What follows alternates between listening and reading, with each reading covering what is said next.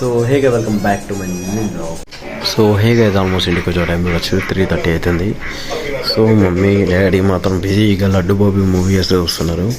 So ఇంట్లో special carrot and కీరా, boiled eggs, so ఇంకా పప్పు చారు, ఇంకా వైట్ రైస్. సో వర్షం పడేటట్లు ఉంది గైస్ ఈరోజు. వెదర్ అయితే చూడొచ్చు, మొత్తం క్లౌడ్స్ వచ్చేసినాయి, మేఘాలు వచ్చేసినాయి. వాన మాత్రం పడతాయి, చాలా అంటే చాలా స్పీడ్ పడవచ్చు. సో మా డాడీ కూడా వర్క్ దొరకలే గైస్, పని దొరకలే, ఎందుకంటే అమావాస్య కాబట్టి ఈరోజు నాకు కూడా గిరాకలే షాప్లో. సో హే గైస్ ఆల్మోస్ట్ ఇంటికి వచ్చిన టైం చూడాల్సి 9:30 అని మన వెంకటేశ్వరం కూడా చెప్పేసింది. సో ఇంట్లో స్పెషల్ వచ్చేసి గైస్ ఇంతసేపు వర్షం పడి అయిపోయింది. మన గరం గరం ఆమ్లెట్, ఇంకా పప్పు, బజ్జీలు, ఇంకా వైట్ రైస్.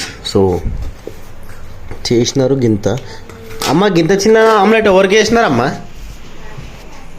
సో ఏం చేద్దాం గైస్, ఇంట్లో నాలెడ్జ్ లేదు మా ఇంట్లో. అయితే ఏం చేస్తారో ఏమో గైస్, టార్చర్ చేస్తారు. టార్చర్ అయింది, దమాక్ తినేస్తారు గైస్ మా ఇంట్లో. మంచోని కూడా పిచ్చోని చేస్తారు మా ఇంట్లో. సో దాని ఎమ్మడైతే బజ్జీలు, వర్షాకాలంలో టేస్ట్ అయితే బజ్జీలు ఉంటాయి కదా, చెప్తున్నా వేడిలో చల్లగా ఉన్నాయి.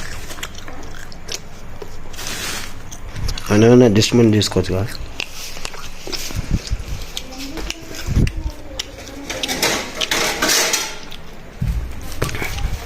సో ఆమ్లెట్ డిష్ చేసుకుందాం. ఇంకా మా ఇంట్లో కూడా తినలేరు.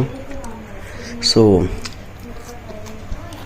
జస్ట్ అయిపోయినాక తింటాను. అప్పుడప్పుడు మొత్తం అయిపోతుంది కదా, ఉంటే పప్పే ఉంటుంది. మిర్చిలు కూడా బాగున్నాయి కానీ మొత్తం నేనే పని కానిచ్చేస్తున్నా.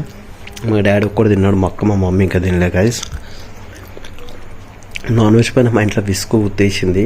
సో పప్పుతోనే మధ్యాహ్నం ఎంత టేస్ట్ అనిపిస్తుంది తెలుసా గైస్.